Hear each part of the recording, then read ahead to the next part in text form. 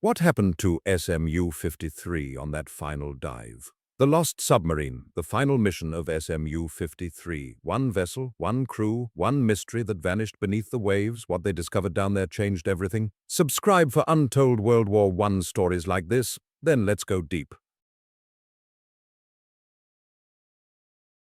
On the morning of October 2nd, 1918, the German submarine SMU-53 received orders for what would become history's most enduring naval mystery. The vessel, a formidable Type VIIC U-boat with a proven combat record, departed on what her commanders believed would be a routine patrol. She never returned. No distress signal pierced the Atlantic silence. No wreckage washed ashore.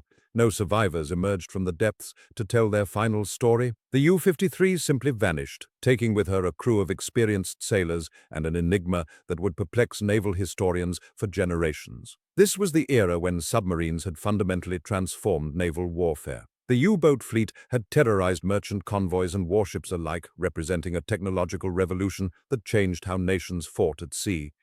The U-53 herself had proven deadly and efficient, a ghost beneath the waves that Allied forces feared and hunted relentlessly. Yet on that autumn day in 1918, as the war ground toward its exhausted conclusion, this formidable predator became prey to forces unknown. Was she destroyed by a mine in the shipping lanes near Nantucket? Did depth charges from an Allied escort finally find their mark? Did mechanical failure doom her in the darkness? Or did her own crew choose a final act of defiance? The answers lie somewhere beneath the Atlantic, locked in the steel tomb of a submarine that disappeared without explanation. This is the story of SMU-53's final mission and the mystery that refuses to surface. The story of SMU-53 begins not with her disappearance, but with her birth, a moment when German naval engineering and submarine warfare tactics converged to create one of the First World War's most formidable underwater predators. To understand what happened to this legendary vessel, we must first understand what she represented: the evolution of a revolutionary technology that would reshape naval combat forever. In the early years of the 20th century, the submarine remained largely an experimental novelty, a weapon whose true potential had yet to be fully realized. But by 1916, when U-53 took her maiden voyage, the submarine had become something far more significant. It had become Germany's answer to British naval superiority, a weapon that could strike at the very heart of Allied commerce and military power. The development of submarines as instruments of strategic warfare did not happen overnight. It was the product of years of experimentation, failure, and gradual refinement, a technological arms race fought beneath the waves. SMU-53 belonged to the Type U-51 class of submarines, representing the cutting edge of German naval architecture and engineering. These vessels were significantly larger and more capable than their predecessors, featuring advanced diesel engines that provided superior range and reliability.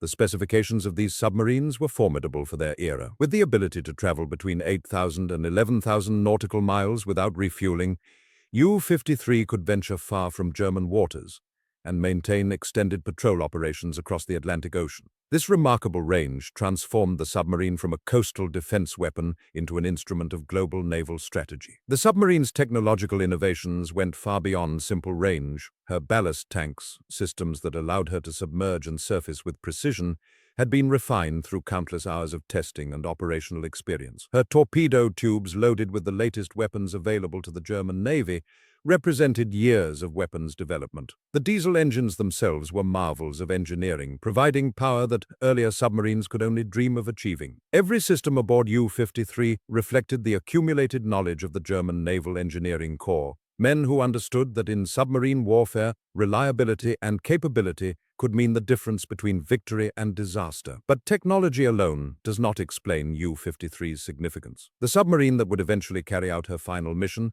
was commanded by officers and crewed by sailors who represented the very best of the German submarine service. These men were not conscripts or reluctant warriors. They were volunteers who had chosen the underwater service, knowing full well the dangers that awaited them in the depths. Submarine duty during the First World War was among the most hazardous assignments a sailor could undertake. The air grew stale during long submerged patrols. The pressure of the ocean tested both equipment and nerves. The constant threat of detection, of depth charges, of being rammed by a desperate merchant vessel, these were realities that every U-boat sailor faced. Among the most celebrated commanders of the German submarine service was Captain Lieutenant Hans Rose, a figure whose name became synonymous with U-53's most famous operations. Rose commanded U-53 during a period that would establish the submarine's formidable reputation and demonstrate the reach of German naval power. His operations along the American coast in 1916 became legendary, a display of German submarine capability that shocked neutral nations and demonstrated that no vessel was truly safe from submarine attack, not even within sight of American shores. In 1916, the world was still absorbing the implications of unrestricted submarine warfare. The sinking of the Lusitania in 1915 had shocked international opinion and sparked intense diplomatic protests from neutral nations, particularly the United States. The American government had issued stern warnings to Germany about the conduct of submarine warfare. These warnings, known as the Sussex Pledge, attempted to restrict German submarine operations against merchant vessels.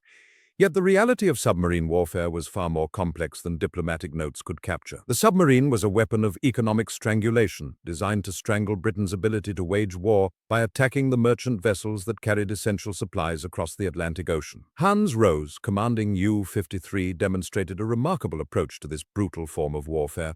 Rather than simply attacking vessels without warning, as some submarine commanders did, Rose often adhered to what became known as prize rules, the ancient traditions of naval warfare that required a warship to stop a merchant vessel, inspect its papers, and allow the crew time to evacuate before sinking the ship. This approach was not universal among German submarine commanders, and it was certainly not required by German naval orders. Yet Rose's humanitarian conduct during his attacks became noted in Allied reports and influenced perceptions of submarine warfare, even as it remained fundamentally deadly and devastating.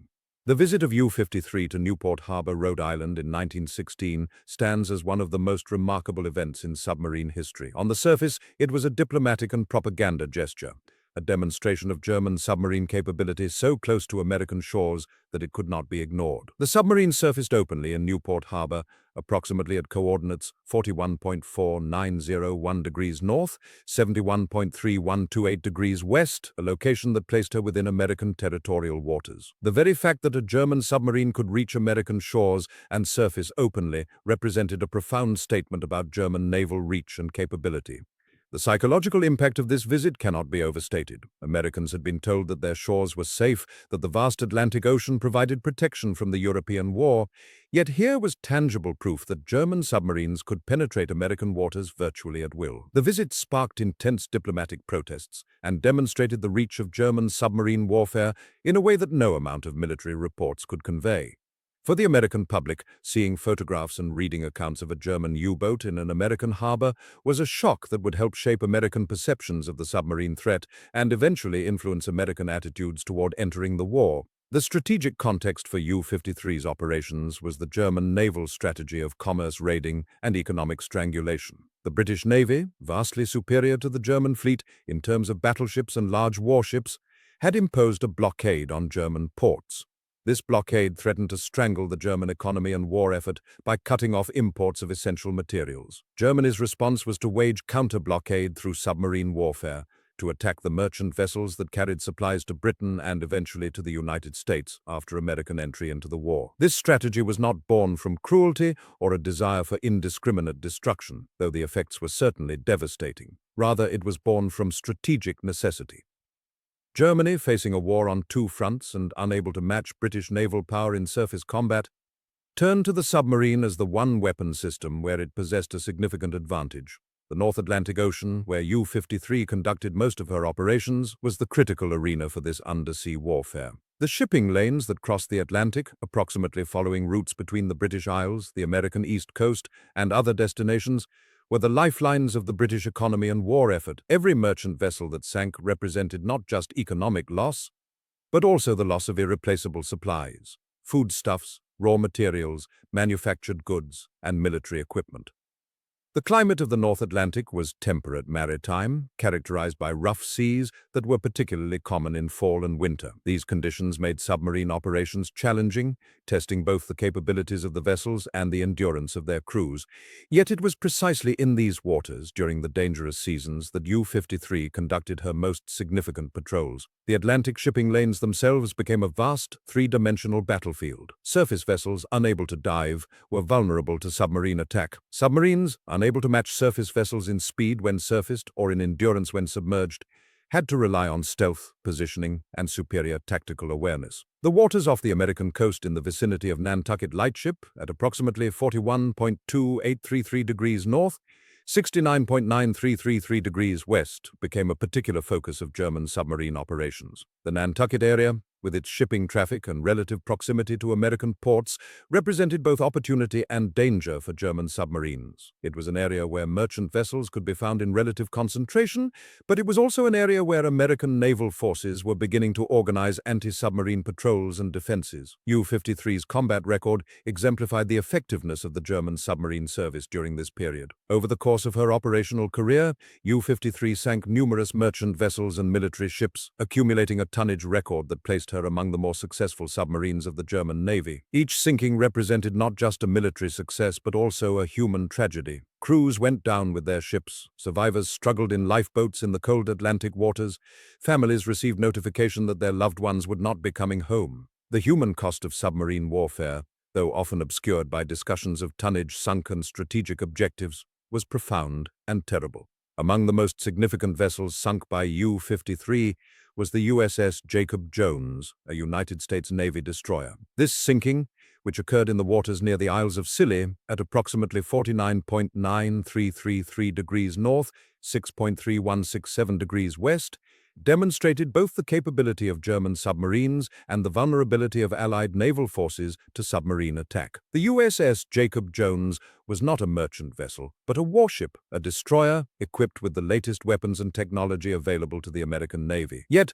she fell to U-53's torpedoes, a loss that shocked the American naval establishment and demonstrated that submarines posed a threat not just to merchant vessels, but to military vessels as well. The tactical innovations that made U-53 and her sister ships so effective reflected the accumulated experience of the German submarine service.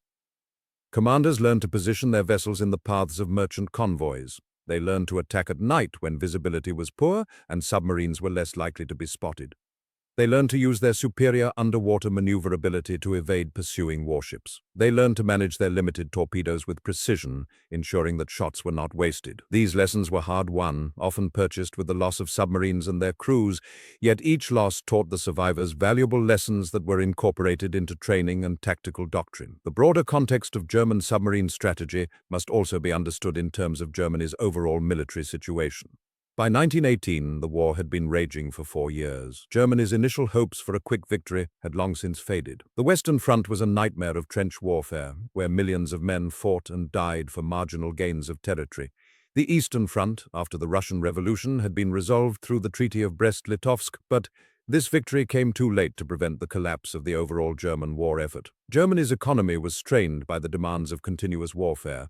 Her manpower was depleted by years of combat. Her allies were failing and surrendering. It was in this context of desperation and declining fortunes that U-53 received what would be her final mission orders. By October of 1918, the war was clearly approaching its end, though the exact timing remained uncertain. The German High Command was aware that Germany could not win a prolonged war of attrition, yet they also knew that the submarine service, despite mounting losses, remained a potent weapon. U-53, with her experienced crew and proven combat record, represented a significant asset. The decision to send her on a final patrol reflected both the strategic importance of submarine warfare and the growing desperation of the German situation. The vessel herself, after months of combat operations, would have shown signs of wear. The paint on her hull would have been faded and patched. The machinery would have required constant maintenance to keep it functioning reliably. The torpedoes would have been carefully inventoried and prepared. The crew would have been briefed on their mission objectives and the expected operational area. Every detail of the patrol would have been planned with the precision that characterized German military operations. The orders that U-53 received on the morning of October 2, 1918, would direct her toward what her commanders believed would be another successful patrol. The vessel would be expected to proceed to her assigned operational area, locate merchant shipping, and sink as many vessels as possible while avoiding detection and destruction by Allied naval forces. This was the routine of submarine warfare, dangerous, demanding, but routine nonetheless. No one aboard U-53 could have known that this patrol would be different, that this would be the mission from which she would not return. The story of U-53's disappearance is, in many ways, the story of the submarine service itself, a story of technological innovation, human courage, strategic vision, and the terrible costs of modern warfare. It is a story that encompasses the rise of submarine warfare from experimental novelty to central strategic importance, the development of tactics and technology that would shape naval warfare for generations to come, and the human dimensions of combat beneath the waves. To understand what happened to U-53, we must understand all of these elements: the technology, the strategy, the tactics, the people, and the historical moment in which she operated. The submarine was a revolutionary weapon, and U-53 was one of the finest examples of that weapon. Her disappearance remains one of history's enduring mysteries, a mystery that can only be understood by first comprehending the origins of the vessel herself and the world in which she operated. The following sections of this account will examine the various theories regarding her fate, investigate the evidence that has survived the passage of nearly a century, and explore the modern search efforts that continue to seek answers to the question that has puzzled historians and naval researchers for generations. What became of SMU-53 on her final mission? The morning light filtered through the periscope of SMU-53 as Captain Hans Rose surveyed the waters off the American coast in the autumn of 1916. By this point in the war, Rose had already established himself as one of Germany's most capable submarine commanders, a reputation earned through calculated precision and an unusual adherence to the prize rules, the international maritime conventions that governed the conduct of naval warfare. While other U-boat commanders embraced the unrestricted submarine warfare doctrine that had begun to define the conflict, Rose maintained a disciplined approach that would earn him both respect and infamy in equal measure. The Type U-51 class submarine to which Rose commanded was a marvel of German engineering, representing the technological pinnacle of submarine design in the early 20th century. Displacing around 900 tons when submerged, U-53 featured diesel engines that could propel her through the Atlantic at speeds exceeding 17 knots on the surface and 9 knots beneath the waves. Her operational range extended between 8,000 and 11,000 nautical miles, a capability that made her one of the most formidable long-range submarines in the German fleet. This extended reach proved essential for the strategic vision that German Naval Command had begun to embrace: the projection of military power across the Atlantic to strike at Allied shipping and, more provocatively, to demonstrate German naval capability near the shores of the neutral United States. The vessel carried a crew of approximately 45 men, each selected for their technical expertise and reliability in the confined, pressurized environment of submarine warfare. These men represented the cutting edge of German military professionalism. They understood their submarine not merely as a weapon, but as a complex mechanical organism requiring constant attention and adjustment. Every dial, every valve, every electrical circuit represented the difference between life and death in the depths. The men who served aboard U-53 had undergone rigorous training in the submarine schools of the German Navy, learning the intricate dance of ballast management, torpedo computation, and emergency procedures that submarine service demanded. By 1916, the submarine had already compiled an impressive combat record. Rose's earlier patrols had demonstrated the tactical potential of long-range submarine operations. The captain had developed a reputation not merely for sinking enemy vessels, but for doing so with a degree of restraint and adherence to international law that seemed almost anachronistic in an era of total war. When Rose encountered merchant ships, he would surface, inspect their papers, and allow the crew to abandon vessel before attacking. He would even transmit SOS signals to alert other ships to the position of lifeboats, a humanitarian gesture that stood in stark contrast to the increasingly brutal conduct of the submarine war as it evolved. This approach reflected Rose's character and his understanding of the propaganda value of restrained warfare. German Naval Command recognized that Rose's conduct, when publicized, could serve to demonstrate German military superiority and professional conduct. The international press took notice of these actions, and Rose's reputation grew accordingly. He became, in the minds of some observers, a figure representing a more civilized form of naval combat, a warrior bound by honor and international convention, even in an age when such concepts were rapidly eroding. In September of 1916, U-53 received orders for an operation that would capture international attention and demonstrate the reach of German submarine power. Rose was to proceed to American waters, specifically to the vicinity of Newport, Rhode Island, and the surrounding coastal regions. The strategic objective was clear: demonstrate to the neutral Americans that German submarines could operate with impunity in their home waters, striking at Allied shipping almost within sight of American shores. This was psychological warfare as much as military strategy, a demonstration designed to make the American government reconsider its tacit support for the British and French war effort. The patrol route that U-53 would follow stretched across the North Atlantic, a journey of approximately 3,000 nautical miles from her base in Germany to the waters off the American coast. The submarine would traverse the Atlantic shipping lanes, those vital arteries through which the lifeblood of the Allied war effort flowed. These waters had become increasingly dangerous zones as the submarine war intensified. Every merchant vessel, every naval escort, every fishing trawler represented a potential target or threat. The sea itself had become a battleground where visibility, weather conditions, and the presence of enemy forces determined success or failure. The journey to American waters took U-53 through regions already well known to German submarine operations. The English Channel, that narrow waterway separating Britain from continental Europe, had become a graveyard of merchant shipping. Off the coast of Ireland, the waters around Fastnet and Cape Clear had witnessed countless submarine attacks. The approaches to the Bay of Biscay presented different challenges, with strong currents and unpredictable weather patterns that tested both submarine and crew. Every mile traveled represented exposure to potential discovery by Allied patrol vessels, aircraft, or merchant ships equipped with defensive armaments. The tactical innovations that Rose and other U-boat commanders employed represented a significant evolution in naval warfare. The submarine had transformed from an experimental curiosity into a weapon of strategic significance. German naval strategists had come to believe that submarines could potentially win the war by severing the supply lines that sustained Britain and France. If enough tonnage could be sunk, the argument went, the Allies would be forced to sue for peace before American industrial capacity could fully mobilize in their support. This calculation, while ultimately proven incorrect, drove German submarine policy throughout the war. Rose's approach to submarine tactics emphasized patience and precise targeting.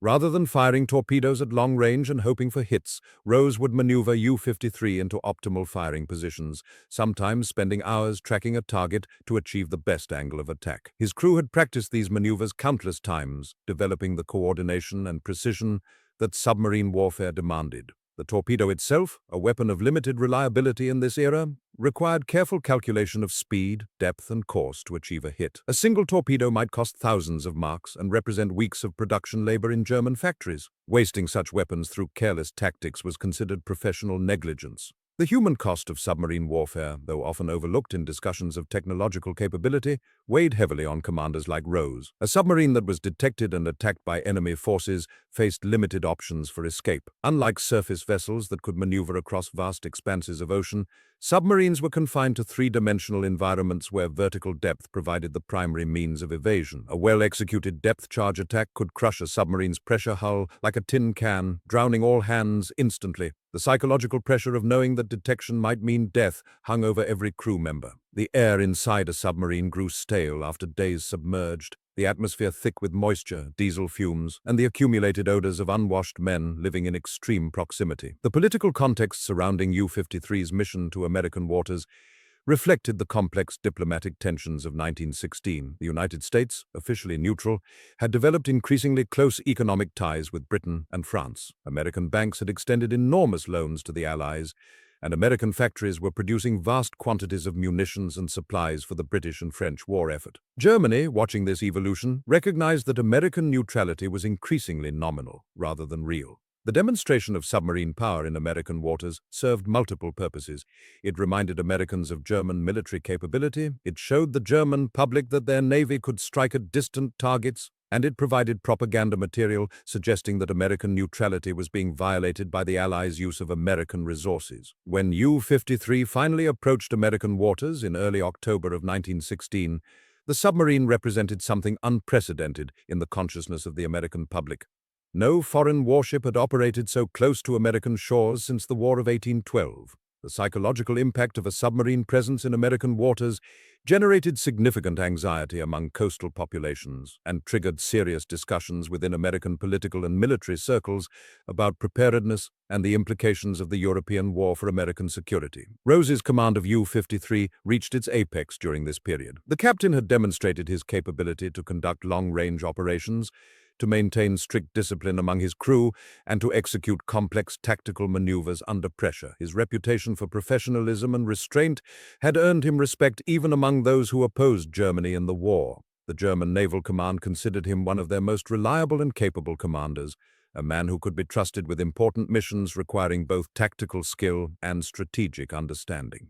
The crew of U-53 during this period represented the professionalization of German submarine service. These were not improvised warriors, but men trained in specific technical disciplines essential to submarine operations. The chief engineer, responsible for managing the diesel engines and electrical systems, needed to understand complex mechanical and electrical principles. The torpedo officer required mathematical skill and an intuitive understanding of ballistics. The helmsman needed the ability to maintain precise course and depth control in three-dimensional space. The cook, working in conditions that would have been considered intolerable in any other military service, maintained morale through whatever small comforts he could provide to the crew. Every man understood that his competence directly affected the survival of all aboard. The weapons systems aboard U-53 represented the state of submarine armament in 1916. The submarine carried multiple torpedoes, weapons that had evolved significantly since the earliest submarine designs. These weapons featured gyroscopes that maintained their course,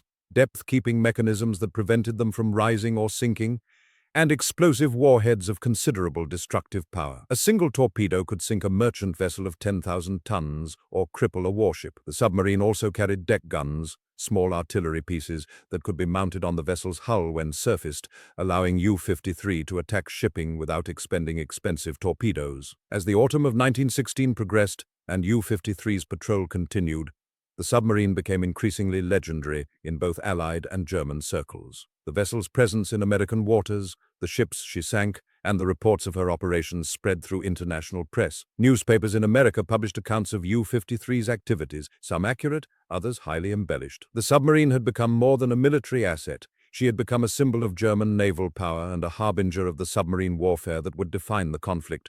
The strategic significance of U-53's operations lay not merely in the tonnage of shipping she could destroy, but in the demonstration that German submarines could operate at extended ranges with impunity. If U-53 could reach American waters, the logic suggested, other submarines could do so as well.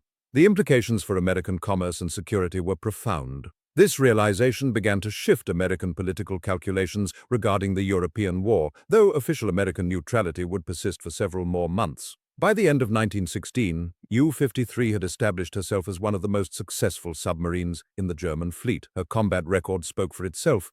Numerous merchant vessels sunk, strategic objectives achieved, and her crew returned safely to Germany. The submarine had demonstrated that long-range operations were feasible, that submarines could project power across oceanic distances, and that the technological capabilities of the submarine made her a weapon of unprecedented strategic importance. Yet success in warfare often contains the seeds of future failure. The very capabilities that made U-53 valuable also made her a target of intense interest to Allied naval forces.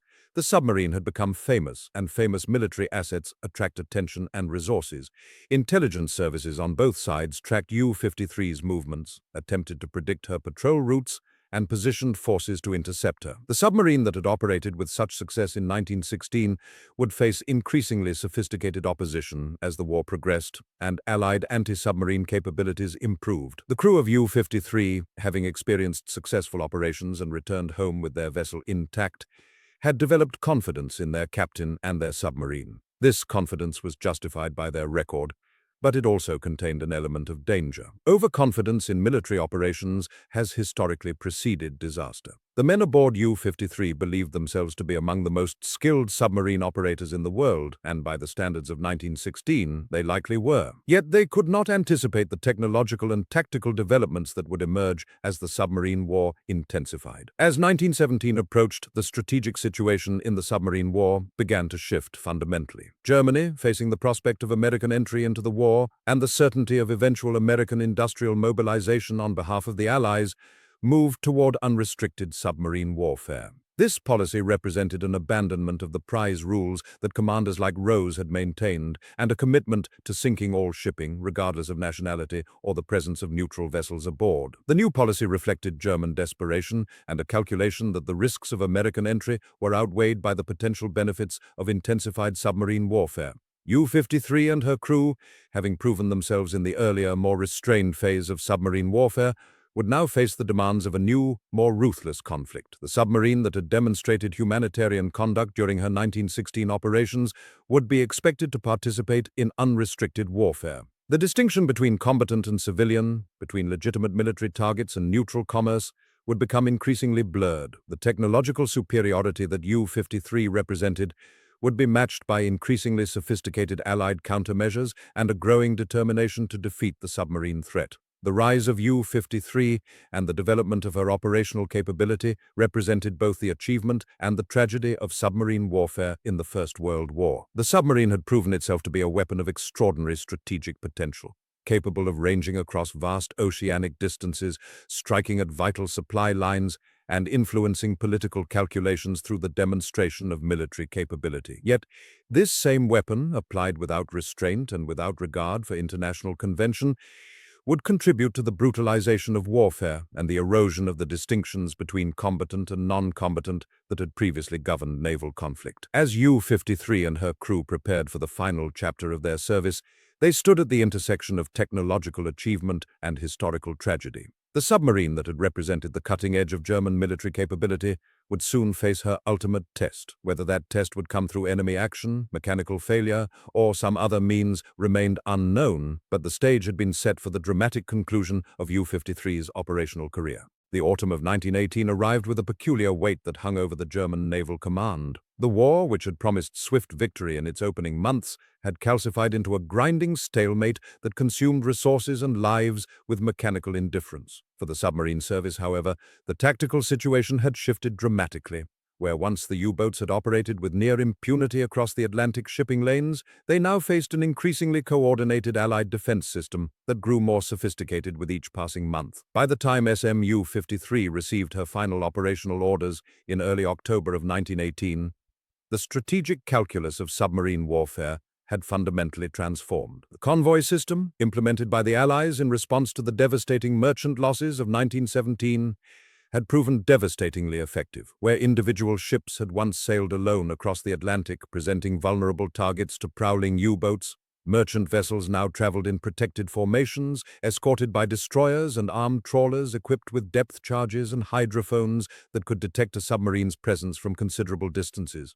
The psychological advantage that German submarines had once wielded, the fear of an unseen enemy striking without warning, had gradually diminished as Allied anti-submarine tactics matured and spread throughout the naval forces of Britain, France, and America. The German high seas fleet itself had become largely irrelevant to the war's outcome.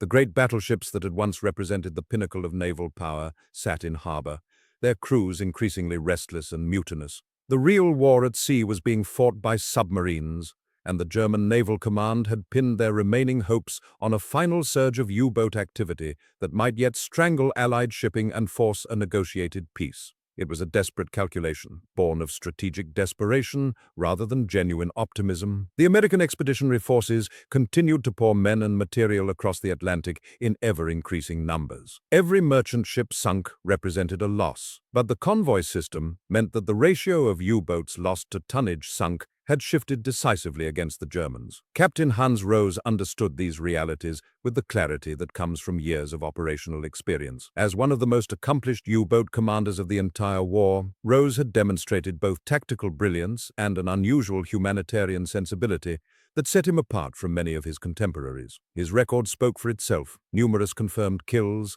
successful patrols in distant waters, and a reputation for adhering to the prize rules, the international maritime conventions that required submarines to surface, inspect merchant vessels, and allow crews to evacuate before sinking their ships. This adherence to established rules of warfare had earned Rose a measure of respect even from his enemies, a distinction rarely afforded to U-boat commanders in the propaganda-saturated atmosphere of the Great War.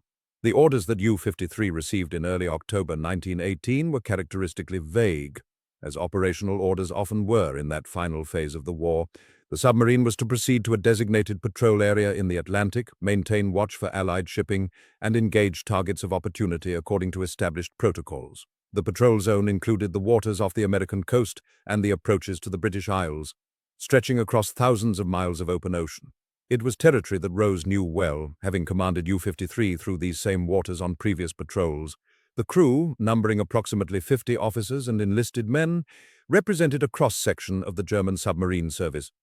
Experienced petty officers who had survived multiple patrols, younger sailors still learning their duties, and the technical specialists whose expertise kept the diesel engines running and the torpedo mechanisms functioning with lethal precision.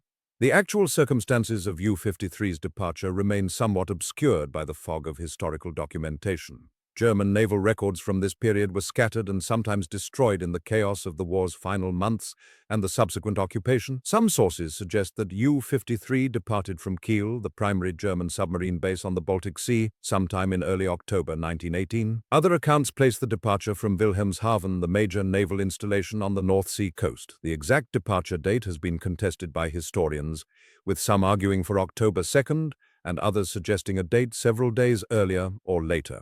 What can be stated with reasonable confidence is that U-53 was indeed dispatched on a combat patrol during the final weeks of the war, and that the submarine and her crew never returned to German waters. The patrol itself, at least in its initial phase, appears to have proceeded according to routine. The submarine would have followed the established transit routes used by German U-boats to reach the Atlantic from German waters, carefully timing passage through the English Channel or the waters around the British Isles to minimize the risk of detection by Allied anti-submarine forces. This transit phase of a U-boat patrol was often the most dangerous, as the submarine had to navigate through waters where Allied naval forces maintained constant vigilance and deployed extensive defensive systems. The waters around the British Isles in 1918 were particularly hazardous, crisscrossed by patrol vessels, minefields, and anti-submarine nets strung between coastal installations. Once clear of these dangerous waters and into the open Atlantic, the submarine would have operated according to the established tactics that had proven effective throughout the war. U-53 would have moved slowly, conserving fuel for the long transit across the Atlantic, while maintaining watch through the periscope for any sign of shipping. The crew would have fallen into the exhausting routine of submarine warfare, periods of tense vigilance punctuated by longer stretches of monotony, the constant awareness that discovery could come at any moment and would almost certainly mean death. The air inside the submarine would have grown progressively fouler as the days passed, the carbon dioxide accumulating despite the best efforts of the chemical scrubbers to maintain breathable atmosphere. The psychological strain of operating a submarine, sealed within steel walls far beneath the surface of the ocean, was a burden that only those who had experienced it could fully comprehend. The crisis, when it came, emerged not from external threat, but from the internal dynamics of a nation collapsing under the weight of prolonged war.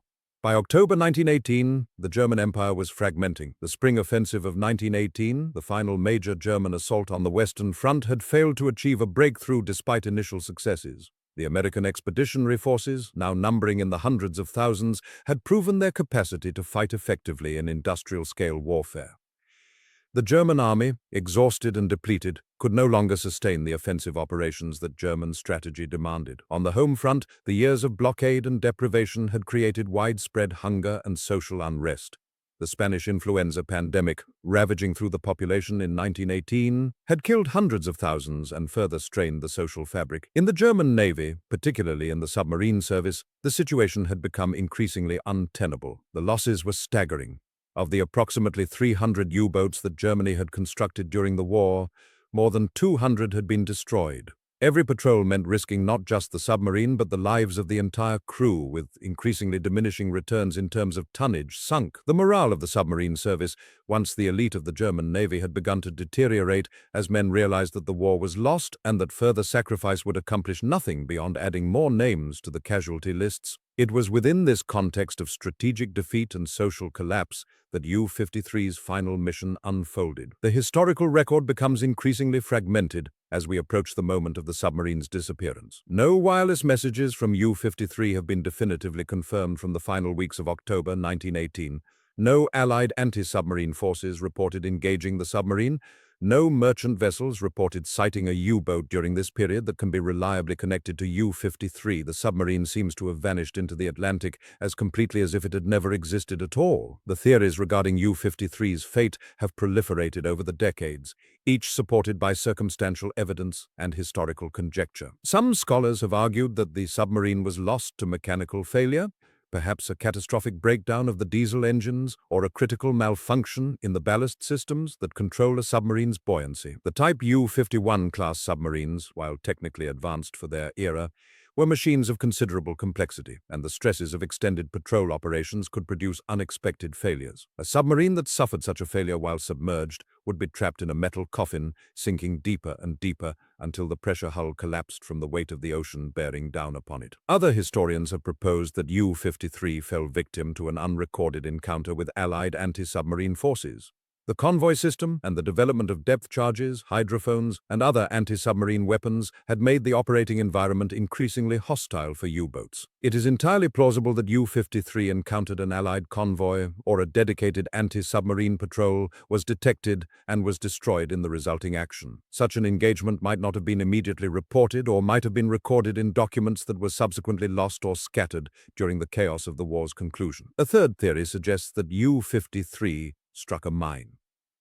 The Atlantic shipping lanes were seeded with mines deployed by both sides in the conflict. German mines, laid by surface vessels and submarines, threatened Allied shipping. Allied mines, laid in defensive patterns around major ports and across shipping lanes, threatened German submarines attempting to transit to and from their patrol areas. A submarine striking a mine would experience a catastrophic explosion that would almost certainly prove fatal, destroying the vessel and killing all hands aboard. Yet another possibility, more speculative but worthy of consideration, involves the political crisis that engulfed Germany in the final weeks of the war. The revolution that would ultimately bring down the German Empire began in the German Navy. In early November 1918, sailors at Kiel refused orders to sortie the High Seas Fleet for a final suicidal engagement with the British Grand Fleet. The mutiny spread rapidly through the naval establishment and eventually throughout the military as a whole. It is conceivable that U-53, receiving news of the revolutionary ferment at home, might have been affected by the same currents of dissent. Some accounts, largely anecdotal and difficult to verify, have suggested that certain submarines refused to continue operations once it became clear that the war was lost. Whether U-53 and her crew might have been among those vessels is impossible to determine with certainty. The final weeks of October 1918 were a period of extraordinary turbulence for the German military. The Ludendorff offensive had definitively failed. The German High Command had acknowledged that victory was no longer possible. Negotiations for an armistice had begun through Swiss intermediaries. The political leadership in Berlin was in chaos, with the Kaiser's position becoming increasingly untenable. The army on the Western Front was beginning to disintegrate as soldiers realized the war was lost and deserted in increasing numbers. In this environment of comprehensive collapse, the fate of a single submarine operating somewhere in the vast Atlantic might easily have been obscured or lost to historical record. What we can say with confidence is that U-53 never returned to German waters. The submarine was not among the U-boats that surrendered to the Allies in November 1918 when the armistice took effect. She was not interned in British or American ports. She did not participate in the post-war operations that some German submarines undertook before their eventual disposition. The vessel and her crew simply ceased to exist in any documented form after her departure on what would be her final patrol. The human dimension of this disappearance deserves contemplation. Approximately 50 men served aboard U-53. These were individuals with names, families, hopes, and fears. They were sailors who had volunteered or been conscripted into the submarine service, knowing that this assignment offered little hope of survival if their vessel was discovered. They were men who had endured the claustrophobic horror of submarine operations, the constant awareness of the thin metal hull separating them from the crushing pressure of the deep ocean. They were participants in a war that was already lost, following orders that would lead them to their deaths in an ocean far from home. The disappearance of U-53 represents in microcosm the tragedy of the Great War itself. A war that had begun with grand strategic ambitions and nationalist fervor had devolved into a grinding attrition contest that consumed resources and lives with no corresponding benefit to any of the combatant nations. By 1918, the war had become a mechanism for the systematic destruction of an entire generation. The submarines, once hailed as revolutionary weapons that might alter the course of history, had instead become instruments of mutual slaughter, killing not just sailors, but merchant seamen and civilian passengers as well. The final orders given to U-53 were issued by a German Navy command that understood the war was lost. The patrol was authorized by military leaders who knew that the submarine would almost certainly not return, that the men aboard would almost certainly perish, and that their sacrifice would accomplish nothing of strategic value. This is perhaps the most tragic aspect of U-53's final mission. It was a mission undertaken in the service of a cause already defeated, a last gesture of defiance by a military establishment unable to accept the reality of its own defeat. The disappearance occurred at a moment when the entire structure of German military power was collapsing. Within days of U-53's departure, the German government would seek an armistice. Within weeks, the Kaiser would flee the country and the German Empire would cease to exist. The revolution that began in the Navy would spread throughout the military and into the civilian population. The old order would crumble, replaced by the chaos and uncertainty of the Weimar Republic. In this context of comprehensive historical transformation, The fate of a single submarine became merely one tragedy among countless others, recorded in fragmentary documents and uncertain accounts, preserved more in absence and mystery than in any clear historical narrative. The final chapter of SMU-53's story does not end with a dramatic sinking or a heroic last stand. Instead, it concludes in the grey aftermath of war, in bureaucratic records and diplomatic negotiations, in the slow fade of a vessel that had once struck fear into the hearts of merchant sailors and naval commanders alike. The submarine that had carried Captain Hans Rose to the shores of neutral America, that had demonstrated the terrifying reach of German naval power, that had sunk vessels and rescued survivors with an almost contradictory humanity, simply ceased to exist as a functional instrument of war. The armistice of November 11, 1918, arrived like a sudden silence after years of relentless thunder. For the crew of SMU-53, wherever they were stationed in those final days, the news brought complicated emotions. The war they had fought was ending not with triumph, but with exhaustion and surrender. Germany, economically devastated and militarily overwhelmed by the arrival of American forces on the Western Front, had no choice but to accept the terms of the Allied powers. The submarine that had once represented German technological superiority and tactical innovation would now become a symbol of defeat and the costs of unrestricted warfare. The Treaty of Versailles, signed in June of 1919, imposed harsh penalties upon Germany. Among the most humiliating of these terms was the complete dismantling of the German submarine fleet. The treaty explicitly forbade Germany from possessing submarines or developing submarine technology.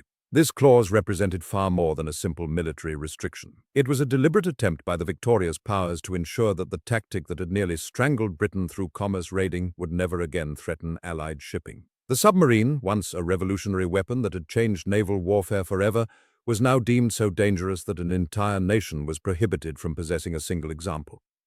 SMU-53, the Type U-51 class submarine that had patrolled the North Atlantic Ocean and the English Channel, that had demonstrated the long-range capability of German engineering by traveling 8,000 to 11,000 miles on extended operations, was among the vessels surrendered in 1918 and 19. Unlike many other U-boats that would be preserved or sunk ceremonially, SMU-53 was dismantled. The records are sparse regarding the exact timeline and location of this dismantling, but the end result was absolute. The submarine that had served with distinction under Captain Hans Rose's command, that had adhered to prize rules and allowed crews to evacuate before sinking vessels, that had represented a complex mix of military effectiveness and humanitarian restraint, was broken apart for scrap. This fate, while unglamorous, was in many ways appropriate. The submarine had been a tool of war, and like all such tools, it was discarded when the war ended. There would be no dramatic final patrol, no heroic last stand, no sinking in battle. Instead, there was the practical, methodical work of cutting apart a vessel, removing her engines and armaments, reducing her to component parts that might be recycled or destroyed. The men who had crewed her moved on to other lives, carrying their experiences with them into a world forever changed by the war they had fought. The broader context of submarine warfare's role in the First World War cannot be overstated. The submarine, as a weapon, had fundamentally transformed naval combat. Before the Great War, the battleship had reigned supreme as the dominant capital ship. But the submarine, operating beneath the waves, had proven that traditional naval power could be circumvented entirely. A single U-boat could sink a merchant vessel or a warship without ever being seen. This asymmetry terrified naval strategists and merchant sailors alike. The psychological impact of unrestricted submarine warfare had been nearly as significant as the actual tonnage sunk. The statistics of submarine warfare reveal the scale of this devastation. Throughout the war, German U-boats had sunk approximately 5,700 merchant vessels, totaling over 9 million tons of shipping. The British merchant fleet, which had been the lifeblood of Britain's economy and its ability to wage war, had been systematically attacked. At certain points during the war, particularly during the campaigns of unrestricted submarine warfare in 1917, the Allies had feared that Germany might actually achieve a strangling blockade of British commerce. The arrival of convoy systems and improved anti-submarine tactics had eventually reduced the U-boat threat, but not before massive casualties had been inflicted upon merchant mariners and Allied naval personnel. The human cost of submarine warfare extended far beyond the sailors who crewed the submarines themselves. Merchant sailors faced dangers unlike those experienced in any other form of warfare. When a merchant vessel was torpedoed, there was often little warning. Men who had been below deck might find themselves in the cold waters of the Atlantic with only minutes to survive. Lifeboats were frequently insufficient in number. The cold that claimed lives in the northern waters was as deadly as any weapon. Survivors drifted for days, hoping for rescue that might never arrive. The loss of life among merchant mariners during the First World War exceeded 80,000 souls, many of them killed by submarine attack. The crews of the U-boats themselves paid a terrible price as well. Submarine warfare was among the most dangerous occupations of the entire conflict. The submarines themselves were fragile vessels, vulnerable to depth charges, ramming, and mechanical failure. Approximately 43% of all German submarines were lost during the war. This meant that the majority of U-boat crews who served throughout the conflict did not survive to see the armistice. The men of SM U-53, under Captain Hans Rose's command, had been fortunate. They had survived their patrols, had accomplished their missions, had returned to port, but thousands of their comrades in other U-boats had not been so fortunate. Captain Hans Rose himself emerged from the war with his reputation intact, particularly among those who recognized his efforts to wage submarine warfare with certain humanitarian restraints. He had become famous, or perhaps infamous, depending on one's perspective, for his conduct during his operations off the American coast in 1916. When SM U-53 had visited Newport Harbor, Rhode Island, the submarine had demonstrated that German naval power could reach American shores.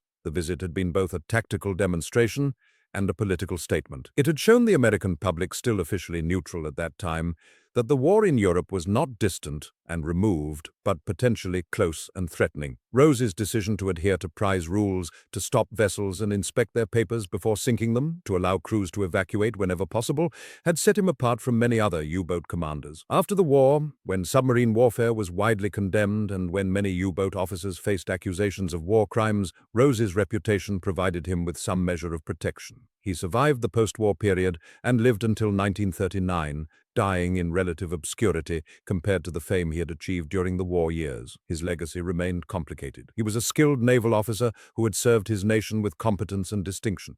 He was also a man who had participated in a form of warfare that, while tactically innovative, had inflicted tremendous suffering upon civilian populations. The broader legacy of SM U-53 and the submarine campaign extends into the decades following the First World War. The submarine had proven itself to be a revolutionary weapon, and despite the treaty restrictions imposed upon Germany, other nations recognized its potential. Britain, France, the United States, and Japan all continued submarine development after the war. The technology that had been demonstrated so devastatingly during 1914 to 1918 would be refined and improved. When the Second World War arrived in 1939, submarines would play an even more central role in naval warfare. In the Atlantic, German submarines under the command of Admiral Karl Dönitz would wage a campaign against Allied shipping that would in many ways echo and exceed the campaigns of the First World War.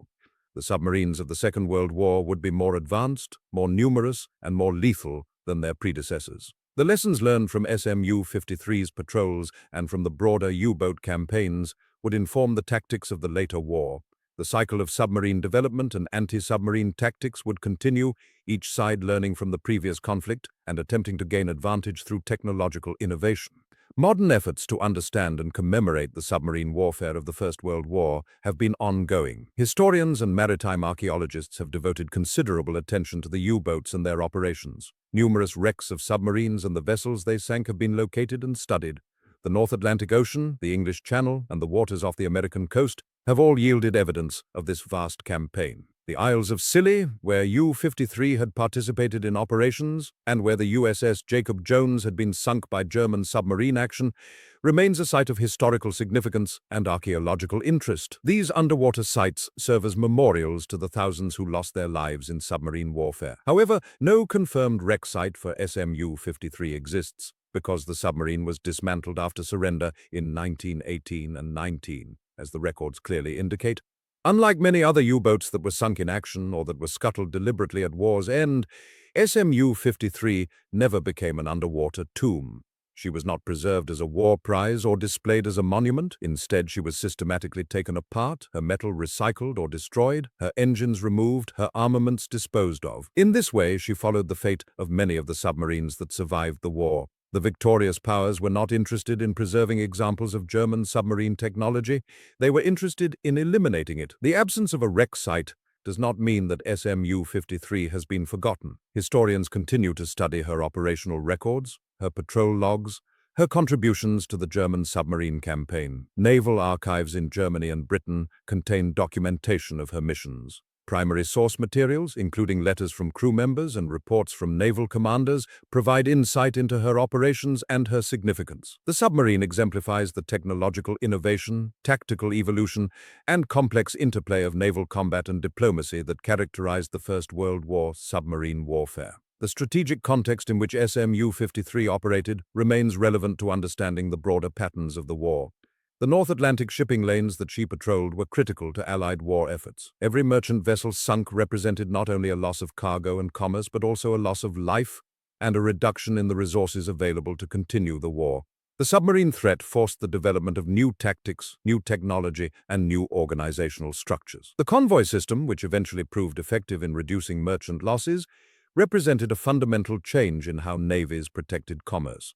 The development of depth charges, underwater detection systems, and specialized anti-submarine vessels reflected the urgent need to counter the U-boat threat. The political consequences of submarine warfare extended far beyond the military sphere. The sinking of the Lusitania in 1915, a British passenger liner with American civilians aboard, had inflamed American public opinion against Germany. The subsequent campaign of unrestricted submarine warfare, launched in 1917 in a desperate attempt to break the British blockade, had contributed directly to American entry into the war. The decision by the German High Command to wage unrestricted submarine warfare represented a calculated gamble that the military advantage gained would exceed the political cost of bringing the United States into the conflict. This calculation proved catastrophically wrong. American entry into the war, with the arrival of fresh troops and vast resources, ultimately ensured German defeat. The technological aspects of U-53 and her sister submarines represented the state of submarine technology in the First World War. The Type U-51 class submarines featured advanced diesel engines that provided superior range and speed compared to earlier submarine designs. The ballast tank modifications that allowed for extended range by carrying extra fuel and water demonstrated the sophisticated engineering required to maintain submarine operations across vast distances. The torpedo armament and deck guns provided the means by which the submarines conducted their attacks. These technical specifications, while outdated by the standards of the Second World War, represented cutting-edge technology for their time. The cultural impact of U-53 and the broader submarine campaign cannot be ignored. The visit to Newport Harbor in 1916 was a diplomatic and propaganda event that illustrated the submarine threat near American shores before United States entry into the war. The visit had been carefully calculated to demonstrate German naval reach and to attempt to influence American opinion. The fact that a German submarine could approach American territorial waters, conduct operations in the waters off the American coast, and return safely to German-controlled ports demonstrated that the Atlantic Ocean, which Americans had long considered a protective barrier, was no longer a reliable shield. The humanitarian aspects of Captain Rose's conduct during attacks have been documented in Allied reports and influenced perceptions of submarine warfare. While submarine warfare itself was inherently destructive and devastating, Rose's efforts to minimize unnecessary loss of life set him apart from commanders who showed no such restraint. The rescue of survivors, the sending of SOS messages to alert other vessels to the location of lifeboats, and the allowance of adequate time for crews to evacuate before sinking vessels represented a form of restraint that was not always observed in submarine operations. These actions, while they did not mitigate the fundamental destructiveness of submarine warfare, did demonstrate that even within the brutal context of modern industrial warfare, individual commanders could exercise choices that reflected their values and their understanding of military honor. For contemporary researchers seeking to understand U-53 and the broader submarine campaign, primary archival naval records provide invaluable information. The German naval construction documents, preserved in archives in Germany, contain detailed specifications and operational histories of the submarine. The detailed operational logs held in German and British naval archives provide day-by-day accounts of patrols, engagements, and tactical decisions. The letters and personal accounts of crew members offer human perspectives on the experience of submarine service. Together, these sources create a comprehensive picture of submarine warfare during the First World War and the specific role played by U-53 and her crew. The conclusion of U-53's story is ultimately a conclusion about the nature of warfare itself and the way that technological innovation transforms combat. The submarine was revolutionary not because it was inherently more destructive than other weapons, but because it introduced a new dimension to naval warfare. The ability to attack from beneath the waves, to remain unseen until the moment of attack, to strike with little warning and with limited ability for the target to respond, fundamentally altered the strategic and tactical landscape. This innovation, developed and refined during the First World War, would influence military thinking and naval strategy for generations to come. SM U-53 was dismantled and disappeared into history, not with fanfare, but with quiet finality.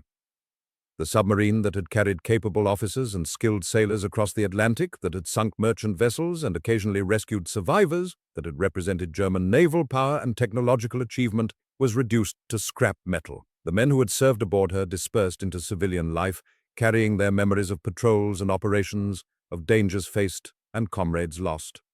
The war that had defined their lives was over, and they were forced to construct new identities, new purposes, new meanings in a world forever altered by the conflict they had experienced. The legacy of SM U-53 endures not in the form of a preserved wreck or a museum display, but in the historical record, in the scholarly analysis of submarine warfare, in the technological innovations that her operations helped to stimulate, and in the human stories of those who served aboard her. She represents a pivotal moment in military history when technology and tactics converge to create new possibilities for destruction and new challenges for defense. Her story, and the story of submarine warfare during the First World War, remains essential to understanding how modern warfare developed and how the weapons of one era become the historical artifacts and cautionary tales of the end. The submarine exemplifies the dual nature of military innovation, simultaneously representing human ingenuity and the terrible consequences of industrial-scale warfare. In remembering SM U-53, we remember not only a vessel and her crew, but also the broader human experience of the First World War and the enduring impact of submarine warfare on modern naval conflict. Thanks so much for sticking with me through this incredible story from the First World War. If you found this fascinating, please hit that like button and subscribe to the channel so you don't miss out on more untold histories. I'd love to hear what you think. Drop a comment below and let me know which part surprised you most or what other World War I stories you want to explore. Your feedback really helps me create better content for you. Trust me, we've got so many more gripping tales from this era coming your way. There are stories of courage, sacrifice, and human connection that deserve to be remembered and shared. So, stay curious and keep learning. See you next time.